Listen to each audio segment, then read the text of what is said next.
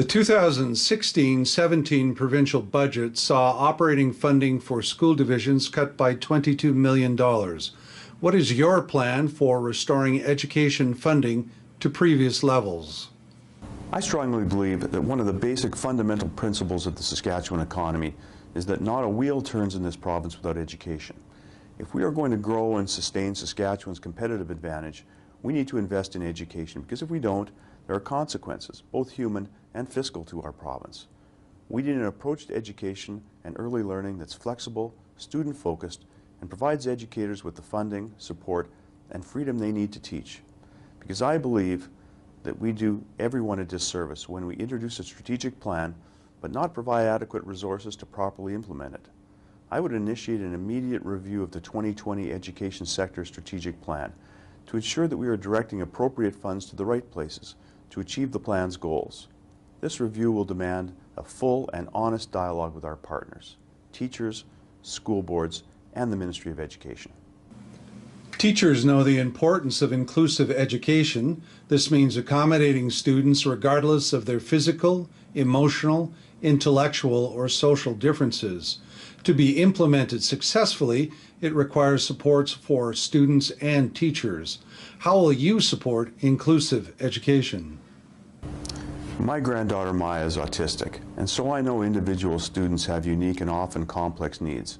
And we need to do more than just talk about inclusive education. We need to fund it. This means directing government dollars towards programming, professionals, and tailored supports that will show results. This starts with a commitment to data-driven decision-making. We need to move past a purely per-student funding model and instead look closely at the data we have regarding special needs students, EAL students, students with behavioral or cognitive challenges. And then we need to direct more intensive supports directly toward those students and their teachers. Some school divisions are doing some of that work this way, but I believe our provincial government needs to formalize it.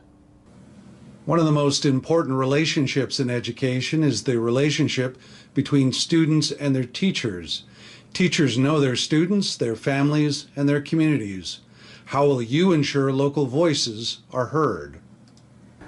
The feedback received through Mr. Dan Perrin's consultation this past year on education governance provide a clear message to our government. We heard from parents, teachers, and administrators that local direction and decision-making at the community level must be maintained within our K-12 system.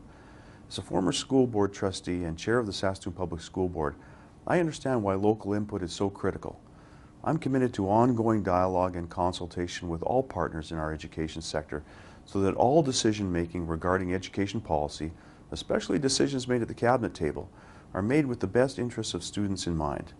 Supporting our students starts with supporting our teachers, and as Premier, I will commit to a meaningful and open discourse with our educators, ensuring that they have both a voice in education policy and the freedom to teach in the classroom, and that includes a review of Bill 63.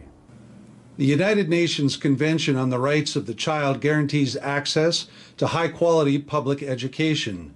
What steps will you take to ensure students across our province receive a high-quality education within Saskatchewan's publicly funded public education system? I would like to explore in discussion with education partners such as the STF, the SSBA, as well as other First Nations leaders and industry councils, the establishment of a Premier's Advisory Council focused on learning, to build and foster a stronger culture of learning from the early years through adult learning that would serve to ensure Saskatchewan's long-term prosperity. I'm also firmly committed to working with the federal government to ensure that the treaty right of every First Nations child to receive a quality education is honored and fully funded. I also believe that treaty education in K-12 system is fundamental to reconciliation, and I am supportive of bolstering Indigenous education in Saskatchewan. The Canadian Teachers Federation says safe and caring schools are a major priority for the profession at the national level, yet teachers are expressing growing concern about violence in schools. What is your plan for promoting safe and caring schools in our province? Inclusive education also means a learning environment that is safe, secure, and welcoming.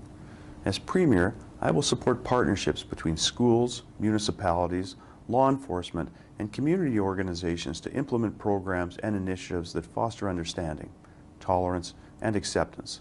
Through these partnerships, we can also establish crisis prevention, preparedness, and communication protocols in our schools. This will allow us to respond in a timely and effective manner should any critical incidents arise.